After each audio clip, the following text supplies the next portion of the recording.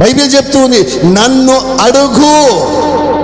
అడుగు వారికి అత్యధికంగా ఇవ్వబడును. గట్టిగా చప్పట్లు కొట్టండి. హల్లెలూయా. మత్తయి సువార్త 7:7 అంటాడు కదా, నా అడుగు వారికి ఏం జరుగుతుంది? ఇవ్వబడును. ఎఫెసీ పత్రిక 2వ అధ్యాయంలో రాబడి ఉంది, అడుగు వాటికంటే, ఊహించు వాటికంటే, తలంచిన వాటికంటే దేవుడు అత్యధికంగా మనకు ఇచ్చేవాడు. హల్లెలూయా. అయితే మనము దేవుని ఏమి అడగాలంటే బైబిల్ చెప్తూ ఉంది, దేవుని బిడ్డలారా, నన్ను అడుగుము, జనములను నీకు స్వాస్థ్యముగాను.